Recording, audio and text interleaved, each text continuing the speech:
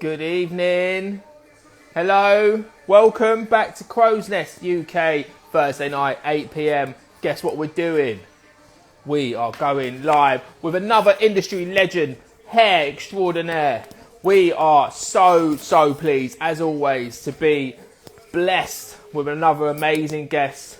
Look, lockdown's nearly over. We've got a date. There's positive in sight. But if, like me, I'm sort of getting to the end of my tether. So we come to you to keep you hyped, buzzed and connected, inspired, get you through the last few weeks. Tonight's guest is a real star, Jordana Cabela. I can't wait to welcome her onto screen. And it's a real pleasure for me. So I'm really excited about this one. We will go.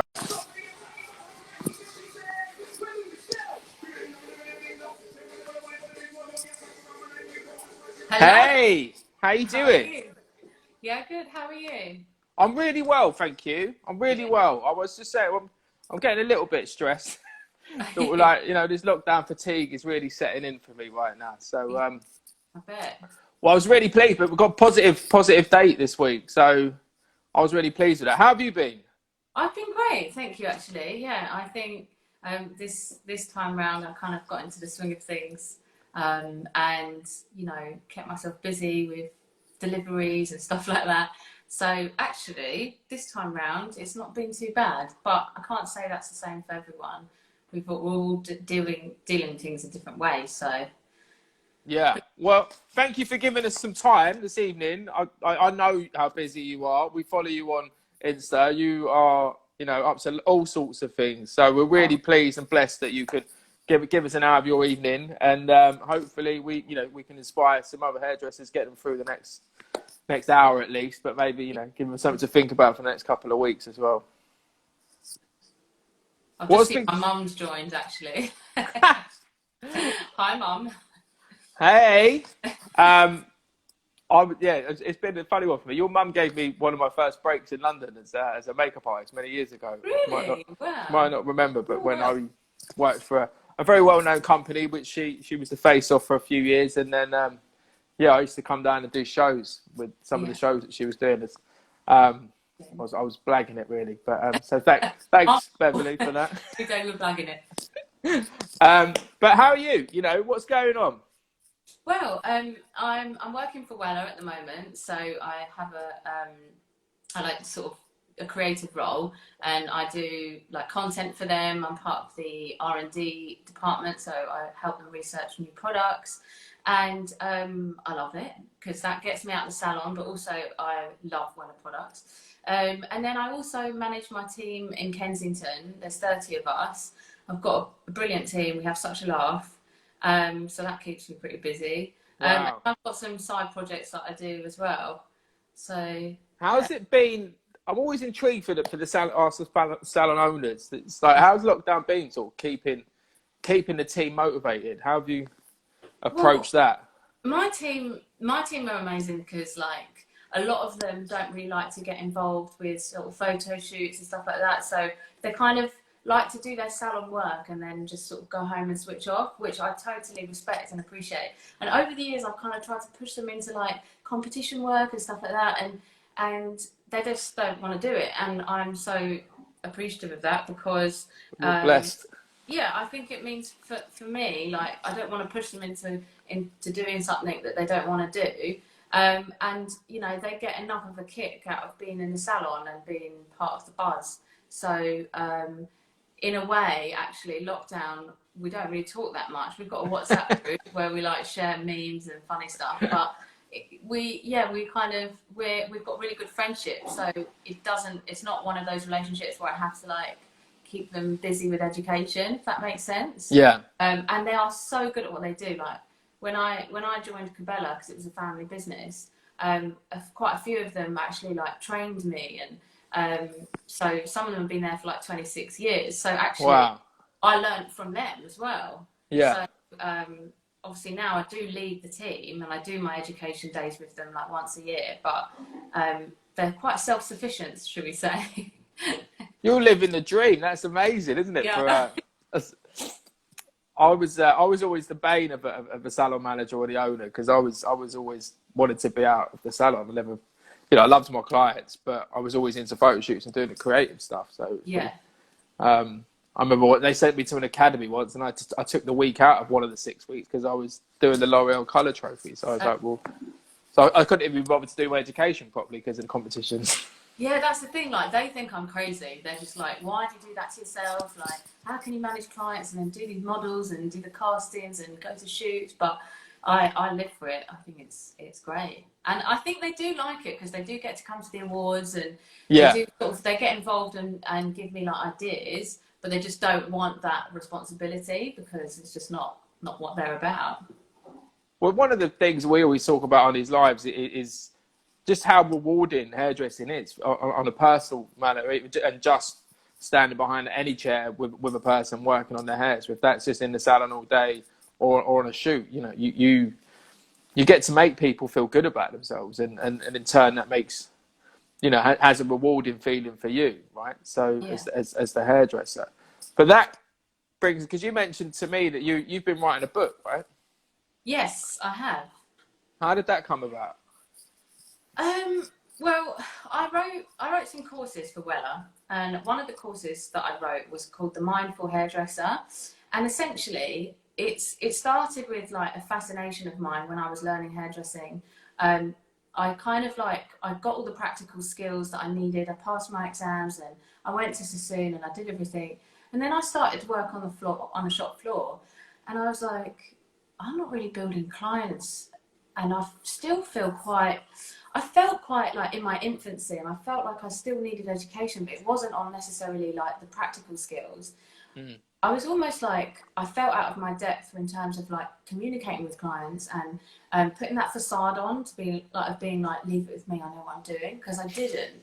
And I kind of feel like I was so shy and unconfident in terms of like, connecting with clients, that I started to like observe other people, and I had these like amazing days in other salons where I would just call up salon owners and go and spend a day there, and I wasn't watching the haircutting, I was literally watching the interaction, because I was amazed that some stylists that I've watched, they would have like queues out the door, booked up for like the next 2 years, and I was like, how do they do it?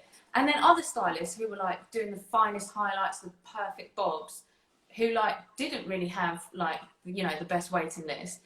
And I found like that was so interesting because there was something else to hairdressing that I hadn't been taught of. It wasn't in the curriculum. It wasn't part of any course that I paid for.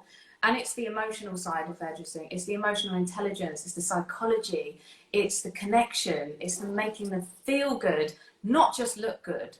And so I dove straight into like researching like psychology for the service industry, and the intimacy involved in actually like, changing the way someone looks. And then I started to read like non-verbal communication, and then I started to dissect the consultation process. And I did all these brainstorms, and I was like, oh my God, there is so much to write about, so much to say, so much to learn. And I felt like the hairdressers I was learning from, it's like they already had the skills, but they didn't know how to pass it on, or they had the skills but they don't know how they got the skills. They kind of just learned on the job. And I thought, well, how can we be expected to know that, at the age of like, let's say 21, you're thrown in the deep end, people are paying you for a haircut, and you're like knee deep in this like perfect one length, and you forget to talk to them, and you forget to pick up on the cues if they're sort of doing that in the mirror. You know what that means, don't you? Or if they're kind of like that, you know what that means, or and you forget to pick up on those cues. And I think those cues are just as important in our job as making it like the perfect bob or the perfect fine highlights. So then I wrote this course, and I did a lot of psychology research, and I thought, you know what, this would actually make our jobs as hairdressers a bit easier if we can fine-tune the skills that we already have. It could actually help, number one, connect with clients and make them feel like they couldn't go anywhere else. Do you know, there's always that one person that goes on holiday or goes away for a bit, and you're like, it's all right, I'll do your clients. And then the clients come to you, and they are like, he's the only one that can do my hair. And you're like, how has he made you feel like that? Like it is a one length cut. Like I'm dusting off the ends. But that client has been made to feel like he's the only person in the world. And so, yeah, I've kind of put together this like course. And then I thought to myself, I can't say it all in one day. So I was like, I'm going to put together a little book for whoever goes on the course to take away and take home. Wow. And then I was like, you know, I'm just gonna write a book. So I think I might have bitten off a bit more than I can chew, like learning about the publicising aspect. Yeah. It's quite interesting. But yeah, I mean, it's a book for hairdressers. If they like it, they like it. If they don't, they don't. It's not a profit thing that I'm trying to make. It's just, you know, a little book to read. Maybe if we have another lockdown, not, then people can get reading. You'll have to do lives like reading it. I know. Can you imagine the voiceover? Voiceover like David Walliams style. I can do my voiceover, thanks. It's so important though. I mean, that's so refreshing to hear that somebody's actually putting that into educational material. You know, as I say, it's something we do learn, but you know, through years of experience, and then it is sadly through, you know, a lot of, especially for me, it was missing those cues, you know, and like, yeah, you know, getting all the way to the end of the haircut. She's been doing this whole time. It was a bit short, isn't it? You're like, yeah. You could have said earlier, but she was the whole time. Yeah, but you can also, like, in terms of communication, you can actually pick up a lot from the consultation, without words, because, you know, sometimes they might say like, oh, I love my fringe, and you're like, well, that's not fringe, you know, or that, you know, sometimes they'll just won't look in the mirror, and you're like, that's your cue to think, okay, they've had a bad experience, or you know what, it's not the haircut she's here for, it's the feel good factor that she's here for, and then it allows you to kind of adapt your approach. And I just find it, gives us an extra like tool in the bag for us to really smash it. Because do you know what? There's this saying that sometimes I don't agree with, which is your vibe attracts your tribe. And people used to always talk about in the salon, you know, my clients are kind of like my people. But actually, like being a salon owner and seeing how much free space there is, I've realised that we have to appeal to the mass market. And we can't just appeal to people who are like us, who like to chat about and gossip about the weekend or whatever. We have to adapt to every single client that walks through that door. And if she's really quiet, if she's an introvert, then we adapt. We become a chameleon, and that's what we have to do. And so I just feel like in this current climate where there's a hairdresser's every third shop on the high street, like we have to appeal to everyone. And there's so many personalities out there. And I just think these kind of skills that we can talk about and share, I think are only going to make our industry, you know, stronger and elevate the profession, and even really help the people coming through the ranks. Because it's the younger ones that I really see struggle with this kind of nap that all of the, like, you know, 30-year-old stylists have already like mastered. But yeah, so it's a really interesting topic. Well, I think a lot of that's because I think it's because of that cycle, because it's become to us naturally. We just assume that's how it has to be. Like, you just have to wait for people to learn that on their own, like working the floor. And actually, this is why it's such a great thing for you to put it into an educational piece. And it is so important to give the new generation as many tools in their box as possible.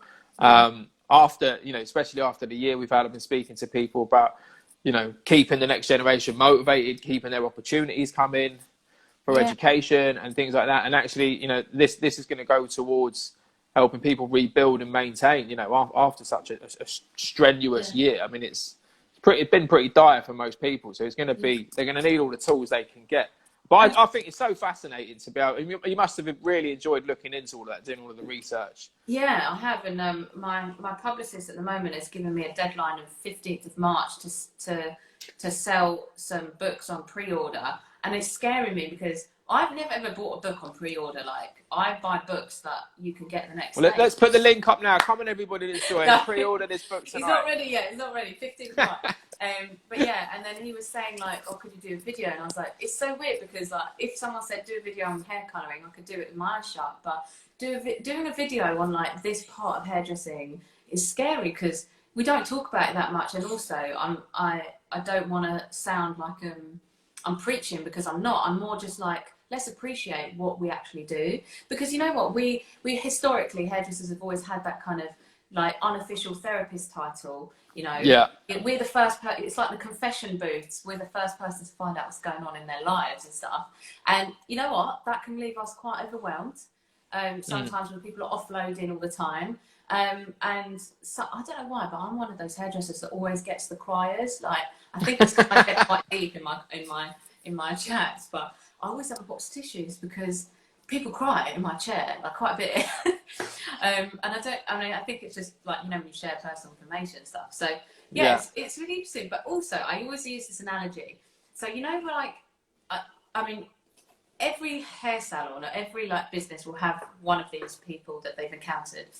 And it's like, I call them the Edward Scissorhands, you know, people who just like visually do everything. You know, there's no kind of structure. It's like everything's in a big section and like just like quite dramatic and texturizing, and there's no real let's say format or logistical way of working. And I think, and I've got a lot of respect for it, but it's hilarious because it's those hairdressers that have the strongest ability to like make the clients feel like they cannot go anywhere else. I never forget when I took over some clients from someone who left me, and I was like, I dissected this haircut and I was like, oh my, I can't believe it. Like, it is all over the place. The highlights were a mess. But you know what? She felt amazing because for 8 years, she had, well, what she thought was one of the best haircuts and colours ever going. And it's because the way he made him feel. And I'm not saying we should hide behind that, because obviously practical skills are very important. But it makes me think, do you know what? If you can master the practical side of amazing cutting, precision work and colouring, as well as like making them feel great and reading them and connecting, then I'm sorry, your takers are going through the roof, and you're going to have a great day with it. You're not going to come out stressed. You know what I mean? So yeah, and it really, like you said, it really builds that loyalty as well, because the connection becomes so much stronger between you and the client and the hairdresser. You know, it's gets a little bit deeper then, and then you end up with a few criers probably. Yeah, I'm the one with the criers. Maybe that's my vibe attracts my tribe. How do you balance it all though? You know, I mean, writing this book, you've got the business, you've been, you know, finalist, robbed, and in my opinion, from, you know, London Hairdresser of the Year last 2 years. You should have picked up last year. It was an amazing collection. Oh, thank you. That's really sweet. How do you juggle all of that? I only do 4 days of clients. And then the other 3, I'll do like admin for the salon. I'll do side projects with Wella. And to be honest, the book was more of a lockdown project. So luckily I had that time to do it. But yeah, I think as with anyone, you know, I haven't got kids or anything. And I'm quite lucky that I don't like have, I don't know, any like real responsibilities. So I feel like I can really throw myself in. And I'm at that age where like we can still go like and work 12, 13-hour days and not wake up miserable because I love it. And it's every day's different, isn't it? So I think however anyone manages it really, because hairdressing is antisocial no matter what stage you're at. Like the hours are so social, like weekend work. And I guess when you don't have clients and when you've got your downtime, like on a Monday, that's when I'll get quite a lot of admin done.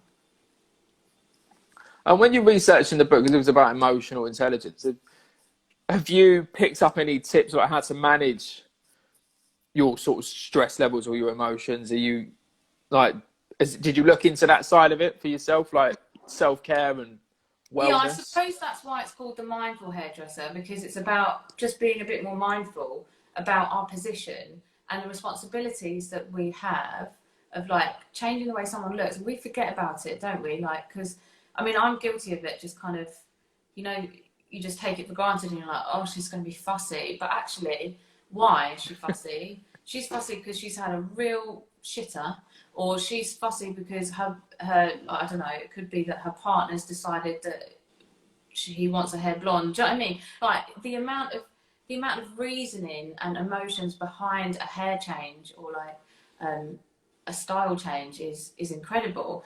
So it's more kind of aimed at picking up on the client's emotions and connecting with them than it is about us. But in turn, if we do that well, then we come away better off as well. But I also think, you know, being a mindful hairdresser is about like, because we're a multitasker, especially like as a salon owner, I think it's really good. It's a really good practice to basically try and be a single tasker. And what I mean by that is when you're with that client, I've got eyes and ears at the back of my head. So I'm always thinking, what am I going to have for dinner? I wonder what time my train's going to be home. How quickly is this going to take? Is she going to buy retail? I'm thinking about all that, listening to the music in the background, thinking about a festival I went to. And so like you're clogged with things. And what I try and do is with the client is literally like, if I'm cutting, I'm literally only cutting. And so when I talk, I do stop to talk. And it's trying to be like single tasking so that the background noise doesn't affect you, because I've had it so many times when you're talking to a client and you're like, yeah, that's amazing. It's amazing. Yeah. No way, did you? And you're just not listening to what they're saying. No. And I like honestly, that is my default. That's my thing. Like, but you come away from that empty as well, don't you? Because you're like... And you know what? You come home from work and you are knackered because it's like you've had the constant radio in your head the whole day. So what I try and do is like switch the radio down and just do what I'm doing. And if it's sweeping the floor, I am sweeping the floor. And if it's with the client, I'm with the client, you know, and try and like switch off the background and just be in a bubble wherever I am. And that really helps. It's hard to do, but once you kind of get in the swing of it, it's kind of easy. Yeah, I love kind of where I'm at now, you know, at my age now with my client, it's all about just taking your time and having a chat and kind of getting on with a haircut at some point. But really, it's just about catching up because, you know, I've seen my clients for nearly 20 years now, some of them. So it's, you know, it's just catching up with friends every time. I mean, for me, I think that's the hardest thing about lockdown. Probably a lot of hairdressers are struggling with that connection, you know, because we're used to seeing like, you know, 8-10 people a day, 5 days a week, 6 days a week, talking, connecting, having all of that chat, taking all of that stress. But at the same time, we get so much from it. So then to be restricted so vehemently, like through a lockdown, like zero, you cannot go near people. It's difficult for hairdressers, right? So it's kind of, how have you found that side of it? When was it lockdown? I think it was after lockdown 1, the bad one. And we came back into the salon, this client came in and I went straight in. I think I put my hands through her hair to do like a consultation. She was like, and I was like, oh God, you're right. And she was like, I haven't been touched by anyone for 4 months. And I was literally like, oh my God, I'm so sorry. I didn't even ask you if I could touch your hair. But then I was like, but I've done your hair before, so this is a bit weird. And then I was like, actually, she didn't live with anyone. And, you know, lockdown 1 was like, you know, you couldn't even go to the park. So I was like, oh, I'm so sorry. And she was like, no, it's fine. It just feels quite nice. And like the human touch, I didn't realise how much I needed it. And I was like, geez, I didn't even think of that. And then I started to think, it is actually really intimate when you're like washing someone's hair. It's like quite an intimate thing. Like in different cultures, it's like, it's quite, you know, they wouldn't normally, there is one religion where you're like not really supposed to touch women's hair, even a woman on a woman. And so like, it's an intimate thing, isn't it? Which all these things kind of like you forget until they're taken away from you. And then when you go back to your everyday life, it brings like a new meaning to it. And you're like, wow, actually what we do is pretty big. And like the nation really picked up on that. They had a newfound gratitude and respect for hairdressing, which I think is great. And I hope that actually lives on past COVID. I think it will, to be honest. I think because up until this point, the only really sort of realms of society that have experienced that would be like homeless people, I suppose. Because I mean, I don't know if you've ever done any little bit with the homeless. I always used to do a bit of crisis at Christmas for a couple of years. And did you? You kind of learn very quickly that it's a very strange experience for these people because they're not used to intimacy, for people being touched, people giving them attention. And then so kind of COVID's given everybody like a glimpse of what it's like to just have nobody come near you. You know, Yeah. it's so random. But yeah, as I said, I kind of I got through lockdown one quite easy. For me, this is the worst one for me. It's just a bit like I've hit fatigue. I'm like, I really need to see people. Okay, I mean, I've been so lucky, you know, being able to do these lives every week, which is great. But I kind of just want to see some normal people and cut some hair now. It's like I can't wait. I think I was speaking to my mother-in-law today, and she's a therapist, so she kind of pointed out, she's like, yeah, but once you get a date and you can see the end in sight, she's like, that's when all the emotion will come rushing through of like what we've been through. So it's like as closer you kind of get to that date, which, you know, is it the 14th maybe, or is it the 12th? The more, you know, nervous or anxious we'll get in it, and that'll be the emotion of us all like coming out of what we've all been kind of holding in on, like to get to that point, and then by the end of that day we'll all just be knackered and, you know, bored of clients because we're like, that's too much. Well, me and my team were talking actually. We were like, I wonder like how quickly the novelty of being back will wear off. And I was like, do you know what? By lunchtime on Monday, I can feel it already. People will be like, bloody hell, what a slower life we had, you know? Yeah. We have to get geared up as well. Like you say, it's like the first time clients come back, they have to get used to being in touch. We'll have to get used to being, you know, on our feet all day again. It's like, remember that? I don't know if you still remember. I always remember my first day as an assistant. It's like the pain in your calves at the end of that day. It's just like, wow, but like I've never just stood up all day. You know, I was like 18 or something. It's just like, it's scary. Like actually, I've only done like a couple of runs a week, and I'm like, physically, I am gonna really struggle. Like even with blow drying, I'm gonna have to like do some reps or something in the lead up to it. So what plans have you got for you know, surviving post pandemic? Like what's the plan for the business? Well, it's a tough one. I mean, I think I'm just going to be really open with the team, and I already have been, because we're going to meet up on Friday the night for a quick brief before work starts. And on that day, I want to really do like a big brainstorm, because we need to be quite realistic and say like, okay, it's going to be really busy and it's going to be great, but then we're going to get this really quiet period and the lull. And you know, consumer habits and consumer behavior has changed. Yeah. People are not going to be spending the same money. They're not going to be returning as frequently. And so we need to come up and evolve our business with the changes that need to be made to make sure that we can actually tread water. I'm not even talking making money.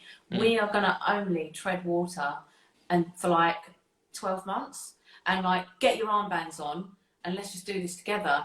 And the only way we can do that is if we come up with ideas for promotions, but also if we just really strip back what it is that we do, what do we do well, and let's do it properly. You know, no cutting corners, because when we reopened the first lockdown, I must admit, you know, we were squeezing people in, and I think we were cutting corners, if I'm honest, looking back.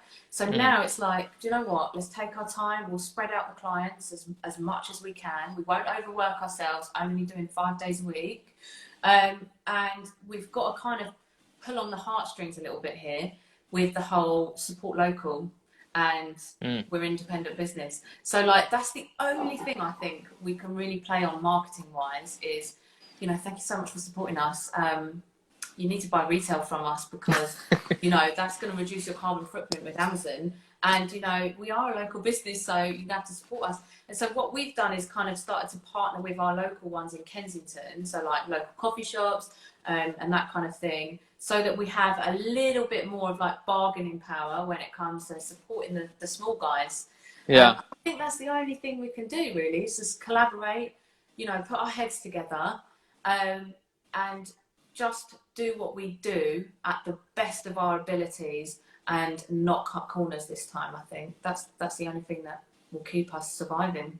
That's a really interesting perspective, I think, because I've not really thought about that about business salons open. Is the difference between opening after the first one, so what will people do differently this time, other than, you know, make it bigger and brighter, but like actually slowing down a little bit compared to what people did, it actually makes a lot of sense, doesn't it? Because when you think about it, like each person that comes back to you, and again we take this for granted because it happens, but like when a client walks through that door and has chosen to come to you, no matter how much of a nightmare she is, she like that is gold dust when you think about it. When your business has been taken away like that, we've been shut 250 days. 250 days. And then the day that you're open, that client comes in and you're like, oh, just smash a 6-0 on her head, like quickly. No, we've got to go back to what she came for, and that's good hairdressing. She looks good and she feels good, and she's a walking advertisement for other clients to come back. So unfortunately, you've got to take it back to basics again. Yeah. It's a bit boring, but we've got to do it to survive. I think I had a similar experience. Again, it was doing the homeless thing. And actually, the first year I did it, I was so proud of myself because I'd banged out like 26 haircuts in a day. Because I was like, yeah, good, just get as many done as possible. You know, help as many homeless people sort out. And then somebody pulled me aside like the next day and was like, actually, it's not necessarily just about giving them the haircut. It's about, you know, giving them the time and the experience and things like that. And that's kind of plays into what you were saying, because the clients are coming back not just to get their hair sorted, because really, you know, they've been putting up with that for 3 months. It's the experience they want to come back for. Yeah, definitely. And then I think we've never taken advantage of like capturing information from clients. Like what do they like? What don't they like? So, you know, little surveys and little feedback cards. I want to know what everyone thinks. And I also want to know, when we get new clients, I'm literally going to quiz them and be like, right, why have you chosen to come here? Why have you not gone down the road? And why have you left your hairdresser? Because that's quite a big deal. Why? Yeah. You know, everyone leave hairdressers, so that we can learn from it as well. It's going to be tough, but I think everyone's up for the challenge. And you know what? I really appreciate that a lot of clients this time round are very, very aware of where they're buying. You know, even the colour kits that I've been delivering, they can buy it on Amazon for half the price. And you know what? Amazon will deliver it much quicker than I did in my little car. But they've chosen to go with us because actually it makes them feel good when they make a bit more of a conscious, ethical choice, or, you know, when they're not using Amazon. Or so I think this could be actually a real good opportunity. There's opportunity in everything, you know, even like the way hospitality has reacted to COVID. Like, I can't believe some of the cafes and restaurants that are doing amazing like DIY Michelin star meals. Like, there's opportunity in everything, including the pandemic, and it's just about finding that opportunity and finding ways we can capitalize on it. What area, like, what do you feel digital is going to play now, like post pandemic? It's become so important for us personally, right? We've all been jumping on our Instagrams, doing lives, you know, getting us putting content, having fun, putting, you know, content up and stuff, and getting creative. But in a business sense, do you feel like there's going to be a stronger presence and a stronger necessity for a stronger presence on your salons, on the brand's social media? I don't know, you know, because like part of me thinks we're going to be so busy that are we going to have time to, you know, post, and we've never really been that kind of salon. So a lot of our clients just come to us, they literally don't have Instagram, and or they do, but that's not how they find us. And so we've never really put a lot of time and money into it. Having said that, I like to use it as like a visual diary of, like, you know, all the stuff that we've done. But yeah, for us, it's not really at the forefront of our priorities, purely because we've got a good footfall that comes through the door, and it's kind of like focusing on more of like mail marketing for our clients and the local residents that live around there. But obviously, I still have to keep up my own Instagram for like Wella and stuff like that. Yeah. So yeah, it's kind of like a balancing act, I guess. That's interesting to hear, because I would have thought your place is such a destination, you know, in Kensington, to sort of come to. It's such a cool brand and so well known as well, that actually it's still quite big for the local market. That's really cool to hear. Yeah, and you know what? Sometimes I do think at night, am I missing a trick here? Like, should I be hiring a company to do like our Instagram, and should I be getting clients through Instagram, because a lot of salons do. And me and my manager, we had a chat about it, and we were like, well, we have tried it, and it's just not our clientele. And so if it's not, then why would I put my time and money into it? But you know what? never say never. Maybe there will be a time and a place where I will need to What use it. what you need is an off-the-shelf, affordable service that Yeah. provides curated social content for you to Yes. populate your Instagram for I need. a fraction of the market price. I'm not here to plug my services, but no, but I do feel for a lot of salons, maybe not necessarily with Cabela's, but a lot of salons I think will need to rely on their social media now, because I do, like we talked about, shopping habits, psychology of clients, people. You're going to have your loyalists; they're going to come back for sure. But building new clients now, footfall, people aren't necessarily traveling so far these days. There are all these new questions that clients have. And so I do feel it's going to be important for a lot of people to really maximize the potential that Instagram can offer, or social outreach. And like you say, the thing is, everyone's going to be so busy that actually it is quite hard to sort of be able to do that. Yeah. Definitely. And also, I think, particularly for my generation, like when I see clients who are my age, and I'm like, they wouldn't even go to Google to look at for a new company. They would literally go straight like to Instagram, and like I feel like that is so important. But I guess from my perspective, because my clients are a little bit older, and like a lot of our regular regrowth clients, they don't really even use Facebook. And so for us, it's like, actually, do we want to attract clients from Instagram so that we have, fresh work that we can do, and also kind of keep us on our toes with new clients? And that is definitely a yes as to any business owner. Yeah. It's just whether, like, my time, because I know no one really in the salon would do it. It's whether my time I can afford to take time out of my diary to do that. So yeah, I think those kind of services are amazing. I did try it once though with a company who just didn't have anything to do with hairdressing, and it was an absolute disaster. And it was literally like when Instagram and Facebook first came out. Yeah. And I pumped a little bit of money into it, and it was just an absolute disaster. Like, I think they put loads of pictures up of brushes and stuff, and I was like, oh God, this is awful. I think also one of the things is a lot of people get, especially with hairdressers, we're so guilty of only posting pictures of our hair that we do. It's just full of the hair. And rather than, as I say now, especially for the brand's point of view, from a business or a company, it's a perfect and affordable way to market and advertise. It's not necessarily, and doesn't necessarily give the whole picture if you're only posting pictures of wavy hair or the backs of heads and stuff. Shows your great hair, but there are so many different levels on which you can communicate to new clients and inspire people, keep them educated, talk about trends, all this kind of stuff is going on. But like I said, it does take time. So, if you've got ways and means to do that at an affordable rate, I mean, if anybody wants to check out Crow's Nest, then we do that sort of thing.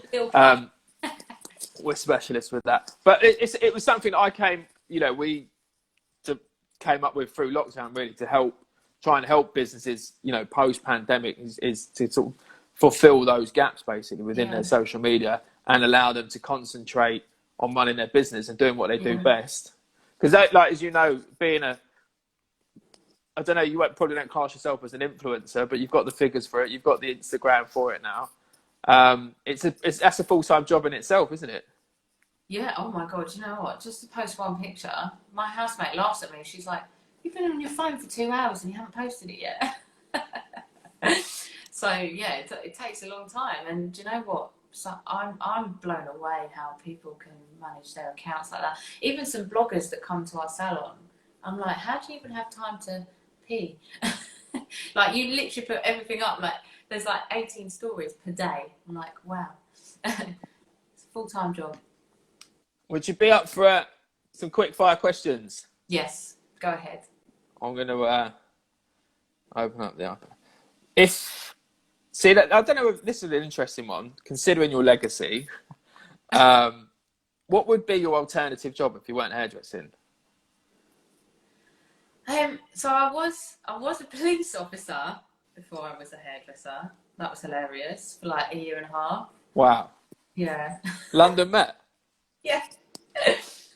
in Kensington and Chelsea, actually. Yeah, like Earls Court Station. So I loved that. I absolutely loved it. I just thought, again, it's, you know, you're working with people every day. And a lot of the time, you're talking to people on the streets, like homeless people. Yeah. And, you know, I found it quite rewarding. I know, obviously, police got a bit, like, quite a bad rep, you know, but I really enjoyed it. And I met some amazing people. But what would I do? Oh, I don't know. I think something with animals, because I'm a bit of an animal lover. Maybe a little farm. Amazing. A city farm or like full on rural? Yeah, it's hard to say, isn't it? Yeah, maybe a city farm / police officer. What was what's your first destination after lockdown? What's the first thing you're gonna do? Abroad, you mean, or? Well, just the first thing you want to do. What have you missed the most? Oh, I've really missed like a good old dirty night out, or an underground rave like Fabric, or somewhere like a festival, do you know, where you just let your hair down for like 3 days running, that kind of thing. With my favourite people, of course. Yeah, Obviously. I've really missed live music, like massively. Well, these days you will only be allowed to go out with your favourite people. You won't be allowed to hang out and touch strangers. Exactly, there you go. I don't know if you've experienced this during lockdown, but what can't you live without? Is there anything you've missed during lockdown, or is there anything you've had to make sure that you... Well, that's a really good question. I think it is like, for me, because I'm a Greek family kind of orientated woman, and my family's very Greek. It's like seeing the family once a week around like my grandma's house, because she's like the head of the family, and she always cooks us this like massive Greek feast. And so for us, it's like, yeah, it's having that time, even though we probably argue throughout the entire dinner, but it's just having that time and that catch up, and yeah, that socialization. And like, you kind of, you know, with like your family, you have a role to play, don't you? Yeah. And you into that role, like I'm known as like kind of the one that's like a bit like a loose cannon, and so I kind of miss having that, like that role, and just socializing with them, because that keeps you quite grounded, and it doesn't matter what you've done in your day, whether you've done great things or not great things, like just seeing your family just grounds you, I think. So I've really missed that. I would definitely be a testament to that. I've definitely missed seeing my, you know, external family. I've got a couple of kids and stuff, and I don't miss them. I'd said, who was your greatest teacher? I think my mum, because she trained me originally in hairdressing, and she did say to me, like, I'm going to teach you what I know, but there's so much more that you can learn. So she like told me to go and learn from Sassoon and Tony and Guy, which I'm really grateful for. But I think when she first trained me, that was like, it was amazing, because she like really passed on her passion, and it was addictive and infectious. So like, I literally got the bug on the first day. So yeah. I definitely, a testament to that. As I say, your mum headed up Essentials for a few years, and I was lucky enough to be one of the, you know, up and coming creatives. So we got invited to, you know, the art team quite quickly under your mum, and it just gave so many opportunities, and the passion and the inspiration that she installed. But I remember I'm old enough to remember the like makeover TV programs that used to be on the BBC in the morning and stuff like that. So I remember your mum from those days, and like she was always such a great inspiration. Her passion always comes straight across, and her knowledge is second to none. It's amazing the things that she did. It come with. Does that come with any expectation on your shoulders? Yeah, I think, but only from me. I don't think anyone else. And you know what? Like, I'm grateful, because once I started to like do things myself, she really stepped away from me, and she stopped like coming on any shoots, and she stopped helping me with things. And I was like, "What are you doing? I need you for my BHA." And she was like, "No, like I can't help you anymore." And I was like, "Oh." And she said, you know, you have to have your own taste, and my taste is a little bit more classic, and I can see you've got this taste, and you need to nurture that because you're finding your identity, and so I'm not going to interfere. And I was like, oh, and I'm grateful she did that because now I can see that that's actually really helped me. But I do, yeah, of course. I mean, she's like hairdressing royalty, and she's I don't know, she's so well respected. Like, it's huge shoes to fill, but luckily I've never felt like I need to fill them. So yeah.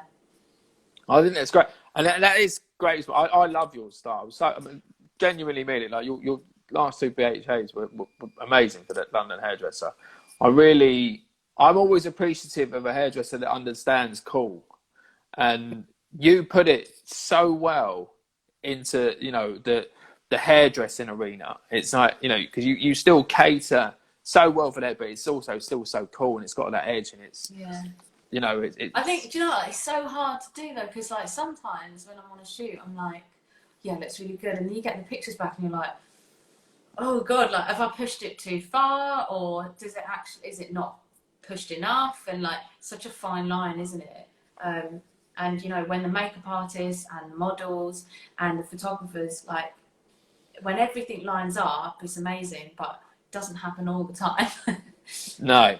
But yeah, And it's always a having learning experience, like isn't it? Each one. edge, but like wearability, but like having that edge, and then like being like, how did you do that? But actually, it doesn't look too complicated. But yeah, I love that kind of like street hair vibe that's kind of got an element of like editorial edge to it. Honestly, I think you sew it up so neatly within your pictures. Oh, thank you. It's really cool. Favorite season, winter or summer?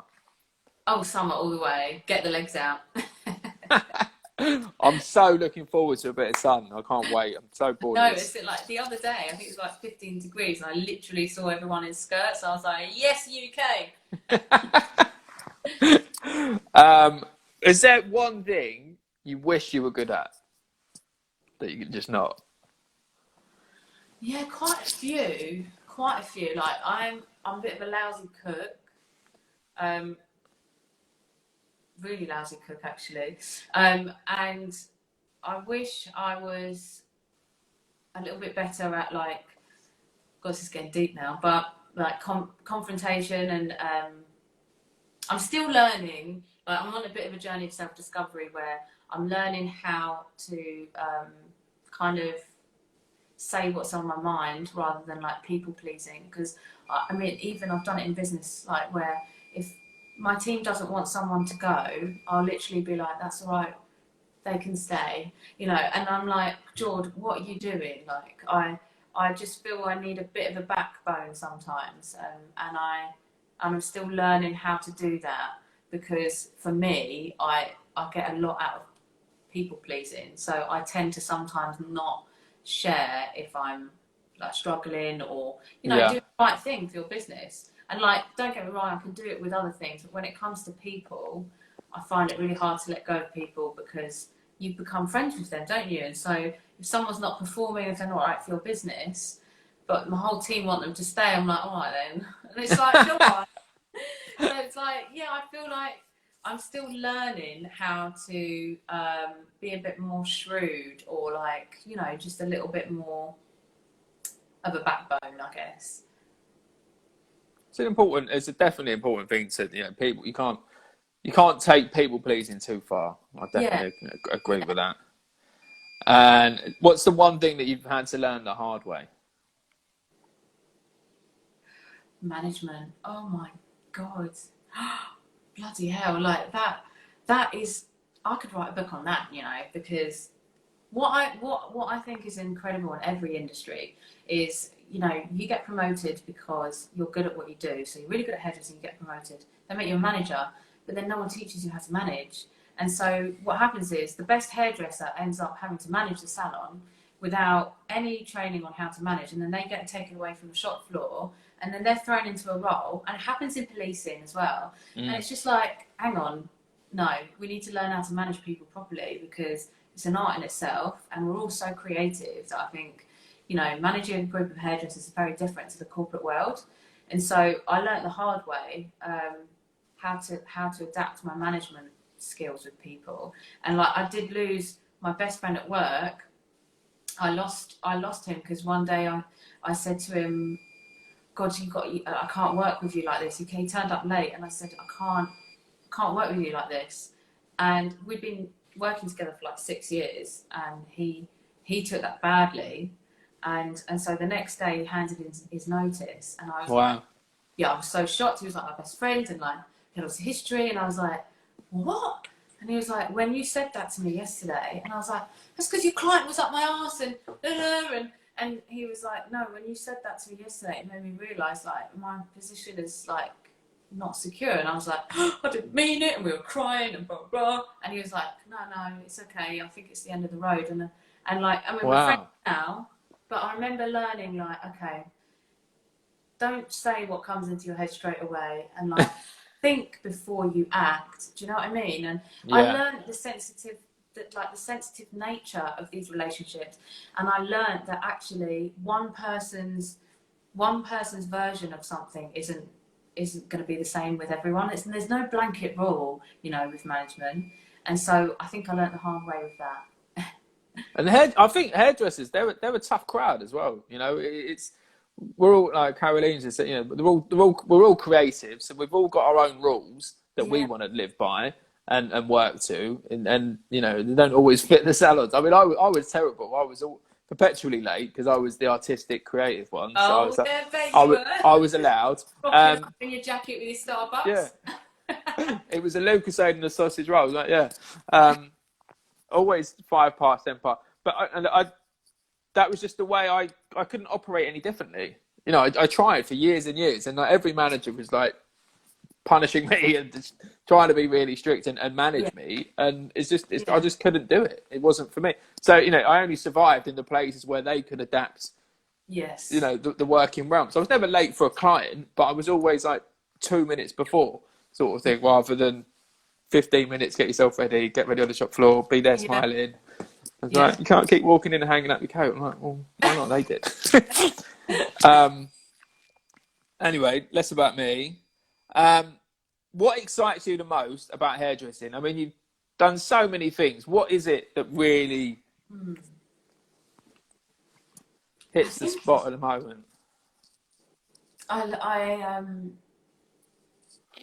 I mean, at the moment, the focus has been so much on clients and like commercial work and commercially viable like colour work. But for me, I think it's kind of pushing the boundaries where you can, and evolving actually, from a business perspective, this excites me the most. Like evolving businesses to the 21st century. And what I mean by that is like the structure of salons hasn't really changed for so long.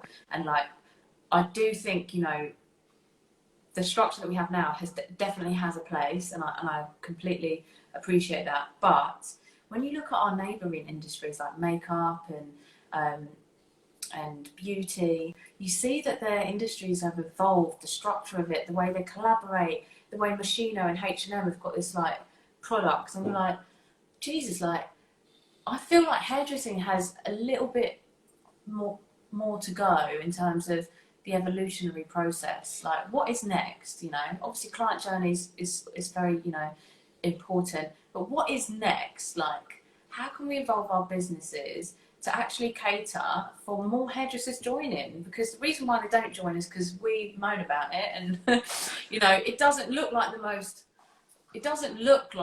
like amazing, you know, career, because we work so hard, we have to constantly be on the ball, we work long hours, and so a lot of young people don't want to get involved. But actually, like for me, I can see businesses slightly adapting their approach, and like the rise of the individual at the moment is becoming such a thing, and now people are running their own businesses, and hairdressers have always been talented enough to do that, because running your column is like running your own business. Yeah. So why should we micromanage people? Why can't we let them have their creative freedom and take their own responsibilities. It's not for everyone, and I get that, but I can sort of see the business model changing, and that really excites me, because that's when hairdressers have fun. Is when, you know, they've got the freedom, but they've got the structure, and they've also got financial freedom. I think that's so important, because if there's a way of making more money, we need to do it, because all the other industries are doing it, and we deserve it. We work hard. So I am excited for what's to come, because I think there's other ways of doing business. I think so. I definitely agree with that, and definitely the rise of hairdressing hubs. No, you know, like it's like the workspace thing. I think it was 11 years ago, 10 years ago, I started Crow's Nest, but it was basically me walking out of a salon because I'd had enough of them not letting me go do session work. I didn't just walk out; it was done legitimately. But I left, and then I went to my friend. You know, we ran, and I was like, "Look, I really need a place to work. You know, I'm probably going to brand it, but I need to be independent. I'm going to go and do shoots. Blah, blah, I want kind of this commission rate." And they were like, "What? So you want to come and go as you please? Just do your own clients, and you want a pretty hefty commission rate?" And I was like, yeah, but what we'll do is we'll kind of give you some creative support, and you know, we'll piggyback off pictures and things like that. And actually, and they went for it. And it's really nice to kind of see that vibe taking off now. You know, you've got Kai Wilson's social is amazing, and now you've got Hunter Collective coming up in, you know, in Central and stuff. All these really cool places for and even Creative Head with the awards embracing, like there are actually awards now for freelance hairdressers. You know, so single column hairdressers. It's which I think is brilliant for them to sort of now be recognised. Yeah, and I think for a long time, you know, and even maybe now, people have resisted that change, and I get it, because it's scary and it's the unknown and whatnot, and it makes you feel like your business might not be secure. But if you can't resist it, just change with it. And there's benefits. There's so many benefits, and like, you know, I just think hairdressers, they'll always hit a ceiling, no matter where they are. They'll hit a ceiling whether they get to art director level, and unless you're increasing your prices every year, why should they hit a financial ceiling? And so, for me, the only way to actually continue that, like, financial reward and increase is by taking on more responsibility and you know, giving rise to the individual. That's how I see it. Here's an interesting one: heels or flats? Say again. Heels or flats? Oh my god, I'm literally 4'11", so obviously heels. This is good for you actually.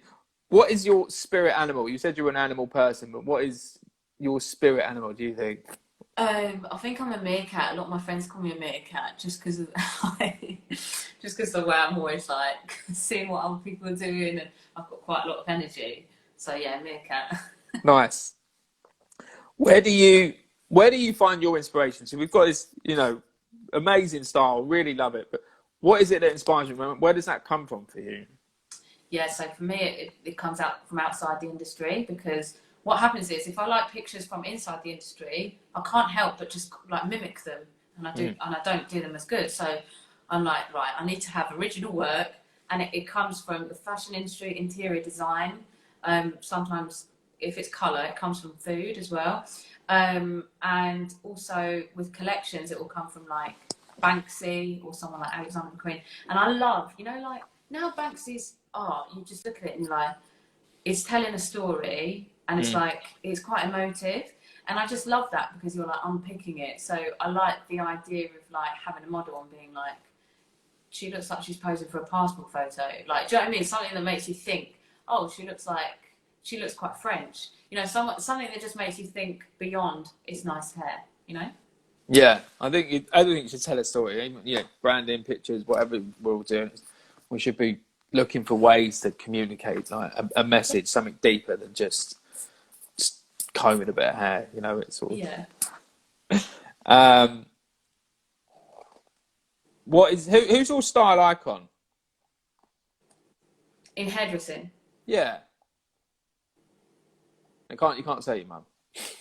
No. That's cheating. That's cheating. there's so many though. Okay, so Renya Zidis, who's in Australia. This woman, honestly, she's to die for. She has that cool kind of, cool but edgy, but fashionable, but wearable, like theme that runs out through all of her hairdressing pictures. So I'd say Renya. And don't want to run over your time too much, but can you tell us one embarrassing moment from a show or a shoot, like what's?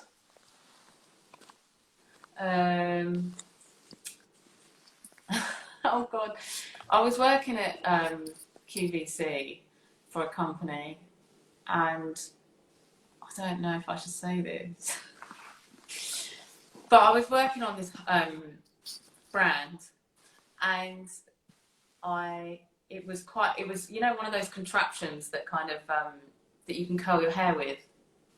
Wow. So I was doing that, and I was preparing all the models for it, and the presenter who sells the product came into the green room, and she was like, "Oh, hi Jordana, I just need to know a little bit about the product." I was like, "Yeah, sure, no problem." She sat down, and this product you had to use on like clean hair, no product in it, because it kind of goes into the contraption and then it kind of comes out and it has a really nice curl.